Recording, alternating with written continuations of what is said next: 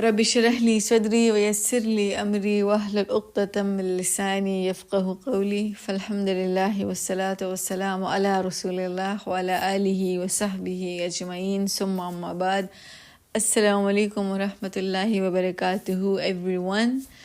الحمدلله نن به موږ سوره محمد شروع کوو. سوره محمد ته سوره قتال ویل کیږي. اټس ا مدني سوره، په مدینه کې نازل شوې وه. د هجرت نه پس اولنۍ سورت چې کوم راتلل شروع شوي و هغه سوره بقره وه، او سوره محمد په دې وخت کې نزول شروع شوی و. سوره محمد د بدر نه مخکې نازل شوی و.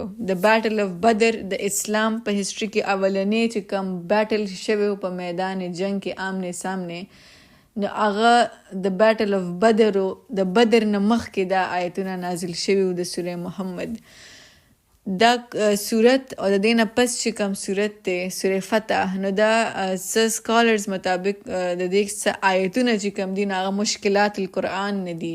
د تفسیر په اعتبار سره هغه مشکل، د هغې تفسیر، د هغې انټرپریټیشن هغه مشکلات القرآن نه دي. د دې سوره محمد چې کوم 4 نمبر آیات دی نو هغه مشکلات القرآن نه دی. it has such یو مختلف سچویشن دی، یو مختلف خبرې دي چې هغې باندې ځان پویولو کې څه خلک کنفیوز شي. الله تعالی دې ماله توفیق راکړي چې زه په کلیر صفا او په ساده سمپل الفاظو کې تاسو پوه کم. اول ما خپله دا دونه ریډ کو، ټایم می ریډنګ لور کو، او بیا می اولی کو، ځان می پوه کو، اور انشاءالله چې تاسو به هم ډېر په اسانه باندې پوه شئ. د صورت شروع کېدو نه مخکې یو هسټري زه تاسو سره در کوم، دا غور سره واورئ. نبی علیه السلام چې کله هجرت وکړو مدینې ته لاړو، نو مکه کې نبی علیه السلام د یو څو مسلمانانو سره اوسېدو، یو څو انډیویجولز، یو څو کسان، یو ګروپ، ورکوټې شان ګروپ. په مدینه کې اوس دا ورکوټې ګروپ نه دی. په مدینه کې اوس نبی علیہ السلام یو پوره اداره ده، یو منی سټیټ دی، کوټ دی پکې، لاز دی پکې، ټریټیز دی پکې، کانسټیټیوشنل دی پکې. نو مدینه اوس صرف هغه ځای نه دی چې یو 2-3 کسان دی پکې مسلمانان، څنګه چې په مکه کې یو څو خلک وو، او هغه په پټه پټه په یره باندې هغوی به کله اسلام نشه پراکټیس کولی. د قریش مکه نه به یریدل، نو سیکریټلی به هغوی په خپلو کورونو کې عبادت کو. خو مدینه اوس هغه څه نه ده. مدینه کې اوس ټول د نبی علیہ السلام د لیډرشپ د لاندې دي، او نبی علیہ السلام یو پراپر اداره جوړه کړې. اولنی کار چې کوم رسول علیہ السلام د هجرت نه پس وکړو هغه څه چې مسجد یې جوړ کړو، مسجد نبوي جوړه کړه صلی الله علیه وسلم. هغه صرف د مونځ یو سینټر نه و، بلکې هغه یو اداره وه د اسلام د لرنینګ دپاره، د ټیچینګ دپاره، چې اسلام به پکې ښودل کېدو او هغه به زده کېدو، او یو ګورمنټ سیټ اپ و په هغې کې به د هرې خبرې فیصله کېده. هر یو ضروري کار او ضروري خبره به خلکو مسجد نبوي ته راوړه او د نبی علیہ السلام مخامخ به هغه پیش کېدو. نو یو پراپر سیټ اپ و دا. نو اولنی کار چې کوم نبی علیہ السلام د هجرت نه پس شروع کو نو هغه څه مسجد یې جوړ کو. دویم ضروري کار چې کوم نبی علیہ السلام کړی دا یاد ساتئ، اولنی مسجد. دویم نبی علیہ السلام په مدینه کې د ټولو خلکو سره وعدې کړې، معاهدې کړې وې چې ګوره موږ په مدینه کې اوسېږو. په مدینه کې اوس په دې وخت کې هر قسم خلک دی. اول خو مهاجرین دي چې کوم د مکې نه راغلي. دویم د مدینې خپل انصار خلک دی چې د انصار کې څه و چې چا د مخکې نه ایمان راوړی، او څه داسې و چې کوم بیخي د نبی علیہ السلام د هجرت سره هغوی ایمان روړو. بیکاز it was a good vibe. ټولو خلکو ایمان روړو، نو لیټس زه به هم ایمان روړم. نو هغه نوي مسلمانانو هغه ایمان په زړه کې نو، بس ټول خلک په یو ځای باندې یو کار کوي، بس زه به هم وکړم. نو داسې ټایپ مسلمانان هم پکې وو، کمزوري او ویک مسلمانانو چې چا هغسې کیریکټر اپبرنګینګ نه و شوی. دریم قسم خلک چې کوم په مدینه کې وو نو هغه جیوز وو، یهود اوس او خزرج چې کوم ټرایبز وو دا هغوی وو. په دې کې یهود هم وو، په دې کې کرسچنز عیسائی هم پکې وو. څه ناڅه خلکو په دې کې ایمان راوړی، خو زیاتر پکې بیا هم نو راوړی. نو رسول علیه السلام صلی الله علیه وسلم د دې ټولو سره معاهدې وکړې چې ګوره په مدینه کې اوس مونږ هر قسم خلک اوسېږو. په مونږ کې یهود هم دی، په مونږ کې کرسچن عیسائی هم پکې دی، نوی مسلمان هم پکې دی، او مهاجرین هم پکې دي، انصار هم پکې دي. مونږ ټول په مدینه کې اوسیږو په یو ځای په اتفاق به اوسیږو که په مونږ باندې چا د بهر نه حمله وکړه نو مونږ ټول به په یو ځای باندې د مدینې دفاع کوو. مونږ بیا دا نه وایو چې دا یهود دی او دا کرسچن دی دا عیسائی دی، نه، مدینه زمونږ کور دی. په مدینه که چا د بهر نه حمله وکړه نو مونږ به ټول یو موټی شو. دا دویم اګریمنټ و چې کوم نبی علیه السلام د مدینې د خلکو سره وکړو چې د اټاک د حملې په وخت کې به تاسو جدا جدا کېږئ نه، بلکې ټول به یو ځای شو د مدینې دفاع به کوو. یو جوائنٹ ډیفینسیو سسټم نبی علیه السلام په مدینه کې جوړ کو. اول مسجد یې جوړ کو، دویم ډیفینسیو سسټم یې جوړ کو، او اوس دریم ټوله کې ضروری کار چې کوم نبی علیه السلام کړی و چې کوم د غزوه بدر یو ډایرکټ کاز جوړ شوی و نو هغه څه چې نبی علیہ السلام سمال گروپس جوړ کړل، سکاوټس به ورته وي، سمال سکاوټس، او دوی به په ګوریلا میشنز باندې مکې ته ولېږل. واړه واړه گروپس په نبی علیہ السلام جوړ کړل، په دې کې به یا 8 کسانو یا 9 صحابه کرامو یا 10 یا 15 یا 20 دا گروپس په نبی علیہ السلام جوړ کړل او دا به مکه ته ولېږل. خو مکه بارډرز ته به ولېږل چې مکه ته انټر کېږئ ما، بلکې د مکه چې کوم بارډرز دي په دې باندې ودرېږئ او وګورئ چې دوی څه کوي. مکه والا قریش مکه څه کوي. نو د مکه په بارډرز باندې به دوی ولاړو او بیا چې کوم مکه به چا سره ټریډ کو، دوی به سیریا، یمن او فلسطین دا د دوی د تجارت لارې وي. د نبی علیہ السلام واړه واړه ګروپس جوړ کړي او په یو ځل به یو ګروپ تلو. ټوټل 8 ځله دا ګروپس جوړ شوي او 8 ځله دا ګروپس د یو ځای نه بل ځای ته تلي وو. نو دوی به تلل او د مکې په بارډر باندې به ناست وو، یا به د سیریا په بارډر یا یمن یا فلسطین، او د مکه د قریش مکه د تجارت دا لارې به کتې چې دوی چرته ځي چرته نه راځي، څه وړي څه راوړي څه خرڅوي، د کم قسم دغه کوي تجارت د دوی د جنگ د پاره ارادې شته دی او که نه. نو دا 8 ځله نبی علیہ السلام دا گروپس جوړ کړي. په دې کې په 4 کې نبی علیہ السلام بذات خود شامل و، هغې ته غزو ویلې کېږي چې کوم کې رسول علیہ السلام خپله حصه اخیستي، او 4 داسې و چې کوم سرایا مطلب چې کوم کې رسول علیہ السلام بذات خود نو شامل خو نور صحابه کرام لیږلي وو. نو 8 ځله دا سکاوټس ګوریلا میشنز باندې صحابه کرام تلي وو او دوی به په قریش مکه باندې یو نظر ساتو. they would spy them, they would observe them چې د دوی څه اکټیویټیز دي، د دوی زموږ په باره کې څه خیالات دي، دوی دا تجارت څنګه کوي او په څه باندې کوي. ستاسو په ذهن کې به دا سوال راځي چې دا کار رسول علیه السلام ولې وکړو؟ هجرت وشو، مکه شاته پاتې شوه، په مدینه کې یو نوی ژوند شروع شو. اوس څه ضرورت دی چې شاته په مکې والو باندې ته نظر ساتې او هغوی پسې ګرځې، هغوی پسې ځې، څه ضرورت دی؟ دا سوال د ډېرو خلکو په ذهن کې راتلی شي. That's why I'm answering it.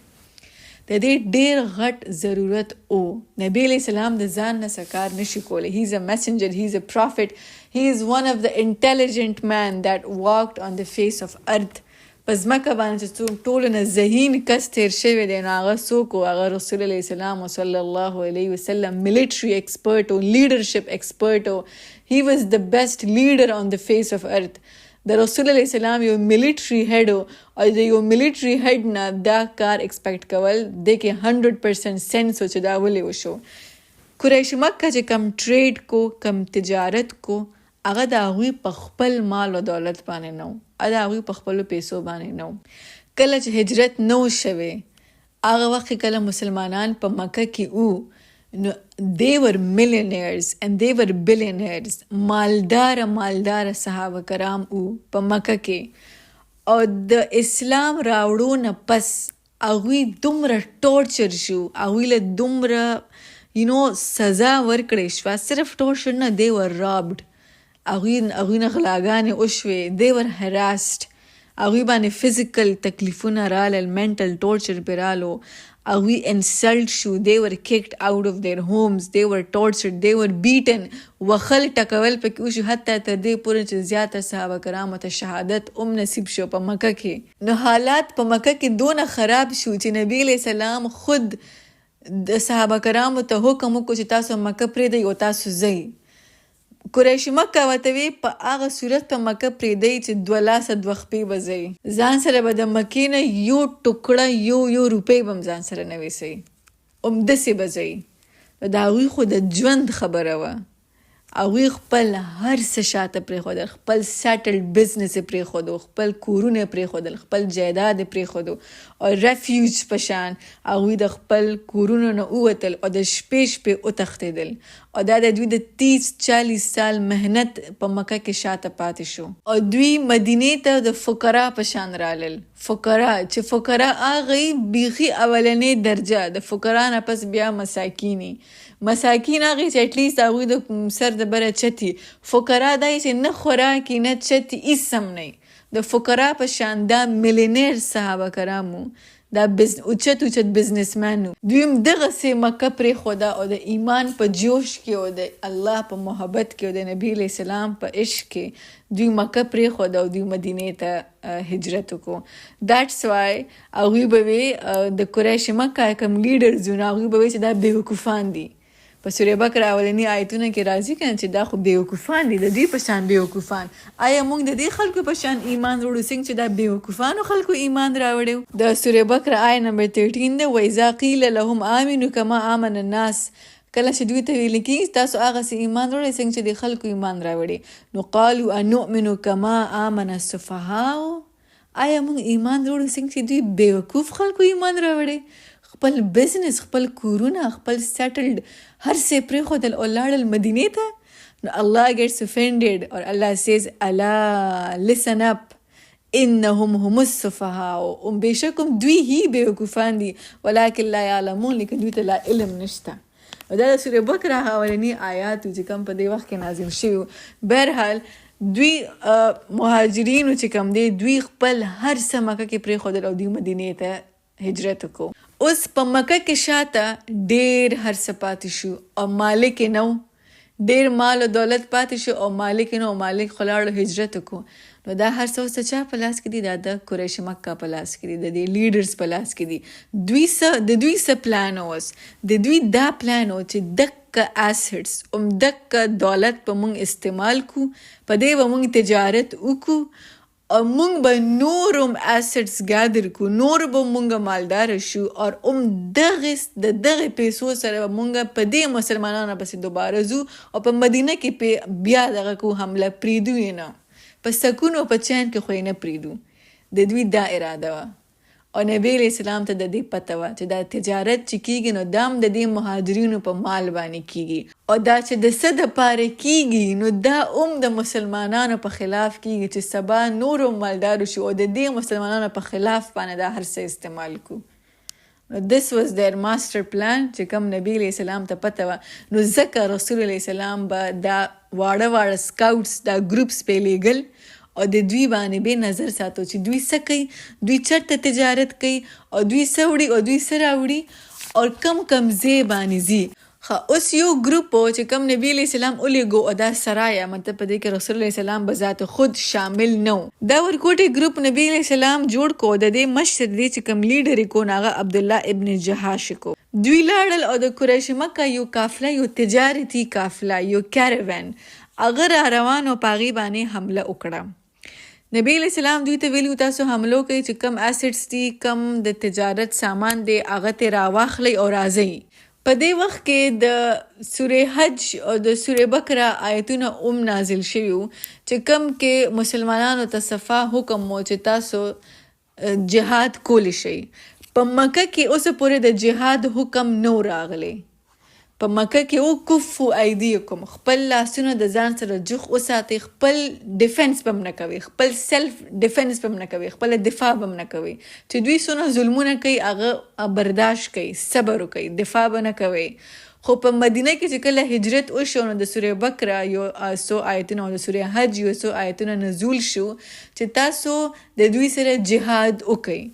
د دې آیتونو نه پس رسول علیه السلام به دا سکاوټس دا واړه ګروپس به لیږل او د مکې چې کم تجارتي قافله وه نو هغه به ودرول او د هغوی نه به همدغه خپل سامان مسلمانانو به همدغه خپل سامان چې کم دوی په مکه کې پاتې کړی او دا قریش مکه به هم په هغې باندې هی تجارت کو نو دې مسلمانانو به هم دا خپل سامان واپس راغستو.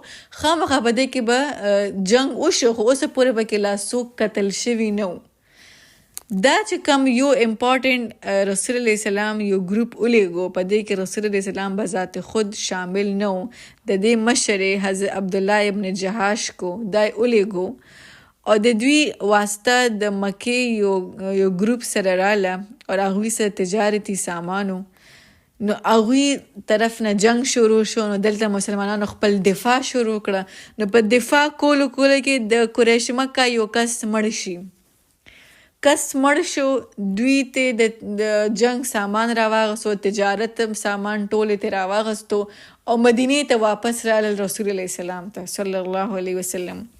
رسول الله سلام ته خبر ورکړي چې مونږ خو داسې هغه کس دفاع مونږ خپله کوله، هغه جنگ پهل وکړو، مونږ خپل دفاع کوله، بس کس مړ شو. دونه غټه خبره نه وه بیکاز د سورې بقره او د سورې حج آیتونه اسم راغلي چې تاسو جهاد کولی شئ. نو خیر تاسو سره چویس نه و، خپل ډیفنس هم کو، خپله دفاع هم کوله. چې کس مړ شو نو بس مړ شو، تاسو خپله دفاع کوله او الله تعالی سورې بقره او سورې حج کې ویلو چې جهاد کولی شئ. You had no choice, so what can we do؟ اوس په مکه کې د دې نه یو ډېره غټه ایشو جوړه شوه. په مکه کې خو هغوی هسې دا تجارت د دې دپاره کو چې سبا دا د مسلمانانو په خلاف استعمال کو. اوس هغوی زمونږ کس مړ کو. هاو ډیر هی ابو لهب اور ابو جهل هغوی خو فوراً وی چې زو ورپسې. اوس په دې ساعت ورپسې زو. ابو سفیان په دې وخت کې تللی و یو ډېره لویه تجارتي قافله، د مکې ټوله کې لویه تجارتي قافله په دې وخت کې د ابو سفیان سره وه او هغه د مکې نه سیریا ته روان شوی و او هغه سره هیڅ اسلحه نشته، هی از ان آرمډ، هیڅ هم هغه څه نشته، هغه سره د خپل دفاع هم څه نشته، بس یو تجارتي قافله روانه د سیریا څخه امن او سکون سره. نبی علیہ السلام په مدینه کې اوس پلان جوړ کړی دی چې د ابو سفیان چې کم تجارتي قافله روانه د سیریا ته هغې باندې به مونږ حمله کوو او هغه ټول تجارتي سامان زمونږ دی، د مسلمانانو دی، هغه به ته مونږ واپس مدینې ته راوړو. د دې دپاره نبی علیہ السلام 313 کسان رایوځای کړل او یو پشمار یو 8 اسلحه وه او یو 3 ګوړې وې. مطلب بیخي هغوی د جنگ په اراده نه وتلي. 313 کسانو یو 3 ګوړې وې او یو 8 اسلحې سامانو. پلان دا چې ابو سفیان پسې ځو او د هغه نه دا تجارتي سامان واپس مدینې ته وړو بیکاز دا زمونږ دی. نبی علیہ السلام په دې اراده باندې د مدینې نه ووتو. 313 کسان ځان سره کړ او د مدینې نه ووتو. ابو سفیان ته پته ولګېده چې په ما پسې خو محمد را روان دی او د 313 کسانو سره روان دی او زما تجارتي قافله لوټ کوي. نو هغه څه وکړ چې هغه یو غټ لانګ یوټرن واغستو، یو بله لاره هغه اختیار کړه او د نبي علیه السلام نه ووتو، لاړو په بله لاره باندې هغه ووتو. خو چې کله هغه وتو نو هغه شاته مکې والو ته یو SOS یو میسیج ولیږو چې محمد زمونږ د مکې ټوله کې لویه تجارتي قافله پسې را روانو، خو ما ځان بچ کو او زه خو تی ووتم. خو چې تاسو له خبر درکم چې د هغه دونه جرت دی، چې هغه دونه جرت دی چې په مونږ پسې رالو، زما په تجارتي قافلې پسې هغه رالو. بس ابو لهب او ابو جهل له خو جوړه شوه چې بس اوس نور څه ته انتظار کوئ. یو خو راله کس مړ کو، یو خو د ابو سفیان په تجارتي قافلې پسې را روان چې کم کې زموږ د مکې ډېر هر څه دي، نو اوس نور څه ته انتظار کوئ، راځئ چې ځو ورپسې. نو ابو جهل او ابو لهب 1000 خلک رایوځای کړ او د نبی علیه السلام پسې راووتل. دا 1000 خلکو او د دې سره په زرګاو باندې اسلحه وه، ګوړې وې، اونټو او د ډېرې په مزې باندې او ډېرې په چرچو باندې او ډېر د ډنګ ټکور سره او ښځې هم راوستې وې د ډانس دپاره. دوی د مکې نه راووتل او په ډېره په خوشحالۍ چې نن ورځ خو بس دوی ختم. هلته نبي علیه السلام ته وحي وشوه په لاره، هغه خو روان دی په ابو سفیان پسې، 313 خلک دي ورسره. وحي وشوه رسول الله سلام ته، یا رسول الله تا سره 2 آپشنز دي. یو سایډ ته ابو سفیان دی چې کم لانګ ټرن اغستې، اوږده لارې اغستې ده، یا خو ته په هغه پسې لاړ شه. او بل سایډ ته ابو جهل را روان دی د 1000 خلکو سره، پوره د اسلحې نه ډک، یا خو ته هغه له لاړ شه. ابو سفیان سره هیڅ قسم اسلحه نشته، تش تجارت سامان دی ورسره، یا خو هغه له لاړ شه او یا ابو جهل له لاړ شه چې چا 1000 خلک راټول کړي دي او د اسلحې نه ډک دي. تا سره آپشن دی، تا سره چویس دی، خو چې تا کم چویس واغستو په دواړو کې به فتح تا ته ملاویږي.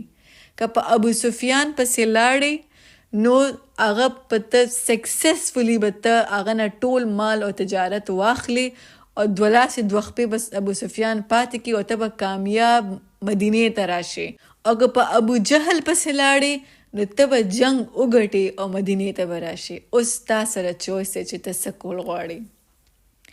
امیجن یو سایډ ته ابو سفیان چې چا سره اسلحه نشته او صرف تجارت دی، ایزی پیزی لایک ا کیک.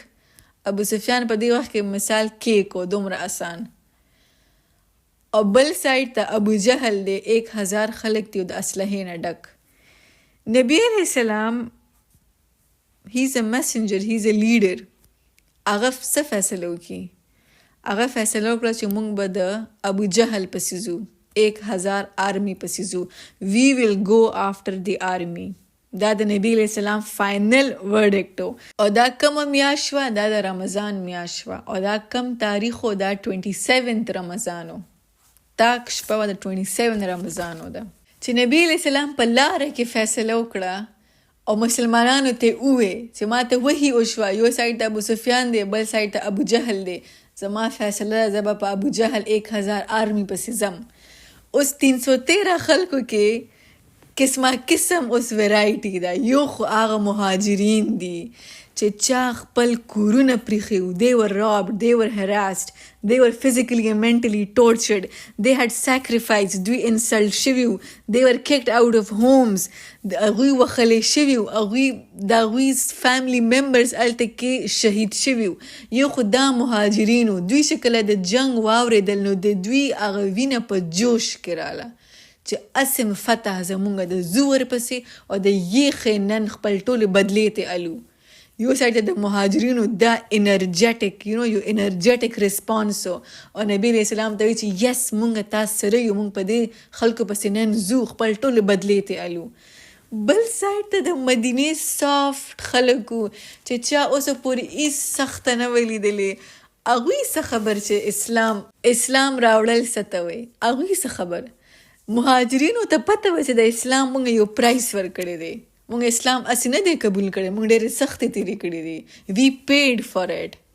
مونږ د اسلام د یو ورځ مونږ سخته مونږ هغه په مونږ تېره شوې ده. په بل طرف ته د مدینې په دې 313 خلکو کې د مدینې هغه نوي مسلمانانو چې چا ایله ایمان راوړی او هغوی خو صرف د ټرینډ دپاره اسلام قبول کړی و.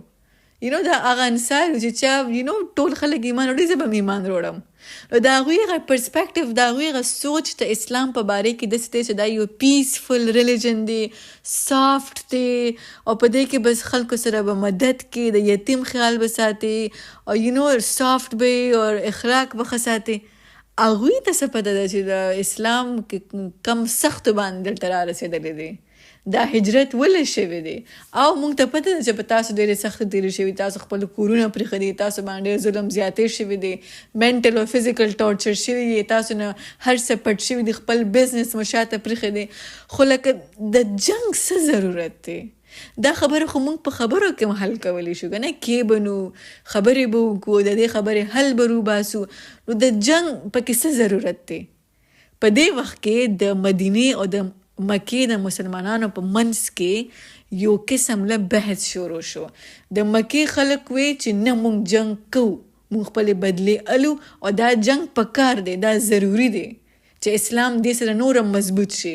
او د مدینې مسلمانانو وی چې که دا خبره په خبرو حل کېږي نو حل به کړو، د جنگ ضرورت پکې نشته. خو د نبی علیہ السلام فائنل انسټرکشن او فائنل ورډکټ و چې نه مونږ به جنگ پسې ځو. دا امپورټنټ دی، اټ از امپورټنټ، دا خبره امپورټنټ دی، دا بیټل امپورټنټ دی صرف د دې دپاره نه چې مونږ باندې سختې تیرې دي دا ځکه نه، د اسلام د نوم دپاره this is important. په هغه کانټیکسټ کې دا آیتونه نازل شوي دي. دا لا جنگ نه دی شوی خو د جنگ تیاری روانه ده. Allah says الذين كفروا وصدوا عن سبيل الله. Notice the Surat beginning. Surat beginning is very strange, very unique. کله چې اوس پورې په قرآن کې یو سورت شروع شوی دی، هغه د الله تعالی د حمد و ثنا سره شروع شوی. الله تعالی په څه باندې قسم خوري، I swear on this, I swear on that.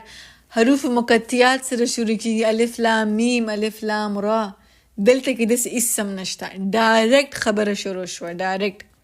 نو اوت، نو فارمالیټیز، اسم نه، نو حمد و ثنا، نو تعریف، ډایرکټ خبره. الذین کفروا. دا دې مثال د دې صورت یو ملیټري اوپننګ سټایل دی. یو کمره کې ټول ټروپس ناستي، سولجرز ناستي، او دې کمرې ته جرنل رادن نشي، د دې ټول سولجرز چې کوم مشري هغه رادن نشي. نو هغه دا نه وایي په خیر، جوړ تکړه، هاي هلو ګډ مارننګ، نه، ډایرکټ خبره کوي، ډایرکټ انسټرکشن ورکوي. جنگ لزو دا زمونږ ګولز دي، ټول په ذهن کې دا خبره یاد ساتئ، دا کول دي، دا کول دي، دا کول دي. ایز فارمالیټیز نه، ایز هاي هلو نه، ډایرکټ خبره. الله تعالی سوره محمد چې کوم ته سوره قتال ویل کیږي، ډایرکټ خبره شروع شوه. الذین کفروا، بېشک هغه خلک چې کفر کړی دی، انکار کړی دی، وسودو، او هغوی منې کوي عن سبیل الله، د الله د لارو نه. ادول، الله تعالی ضایع کړل اعمالهم، د هغوی اعمال. یعنی الله is saying چې مکه والا خلک را روان دي، قریش مکه را روان دي، د اوس نه د هغوی ټول چې څومره ستاسو په خلاف باندې هغوی څه ناسه کوي، یو 1000 خلک یې راجمع کړي دي، سامان جنګ یې راجمع کړي دي، ستاسو په خلاف یې دونه پلانینګ کړی دی، دا هر څه ضایع دي. ادول اعمالهم، دا هر څه په دنیا کې هم ضایع او په آخرت کې هم ضایع. نو الذین، هغه خلک چې انکار کړي، وسودو، او کم چې منې کوي عن سبیل الله، د الله د لارې نه. ادول اعمالهم، د دوی هر څه ضایع. دلته خو مونږ ته دا لګي چې د دوی دا یو 1000 آرمی، د دوی سامان جنگ چې کم اسلحه راجمع کړي ده او کم ساز په خلاف پلانینګ کړي، دا هر څه ضایع دي. او دا هم ضایع دي، خو چې مخکې صورت کې مونږ ځو نو مونږ ته نوره پته لګي چې د دوی نور څه الله تعالی ضایع کړي دي، مونږ ته مخکې پته لګي. دلته یو پوینټ دی، وسودو عن سبیل الله، څوک چې منې کوي د الله د لارې نه. په دې ما تفسیر کتو and هغه کې یو څو ښکلي پوینټس I wanted to share with you guys. چې دلته سودو عن سبیل الله که مونږ ان جرنل وګورو، ان جرنل قتال او د کانټیسټ نه علاوه ان جرنل مونږ وګورو د دې څه مطلب دی، او منې کوي د الله د لارې نه. هغه دا چې مونږ عام روټین کې یو کس ته داسې نه دی ویل پکار، بیکاز اوس رمضان را روان دی او زیاتر خلک وایي چې او دا خو د رمضان مسلمان دی. judging and shaming Ramadan Muslims چې دا خو بس په 12 مهینو کې خدا د یو میاش مسلمان دی. We should not judge and shame others for being a Ramadan Muslim. Something is better than nothing. At least دونه احساس خوشته چې دا رمضان دی، at least سناسه خو کوي. یا دا خبره ویل چې نه حفظ مکوه، ځکه که تا حفظ وکړو او بیا تا هیر کو نو د هغې خو بیا د حفظ کولو نه دوګونه سزا ده، ای خو بیا نورم سزا ده. دا یو قسم له ډی موټیویشن دی چې د یو انسان کیږي. نو سودو عن سبیل الله، یو کس چې هغه څه ښه کول غواړي په خپل ژوند کې اسلامیک پوینټ اف ویو سره، هغه فار ایگزامپل حجاب شروع کول غواړي یا ابایا شروع کول غواړي یا هغه څه قرآن سبق شروع کول غواړي او دا هغه فرینډز او فیملی هغه ډی موټیویټ کوي، او دس از سودو عن سبیل الله، منې کوي د الله د لارې نه، خپله نه او نور منې کوي. نن دپاره دونه کافي دی. انشاءالله ویل کنټینیو ټمارو. بارک الله لی ولکم فی القرآن الحکیم ونفعنی و ایاکم بالآیات و ذکر الحکیم. السلام علیکم ورحمة الله وبرکاتہ.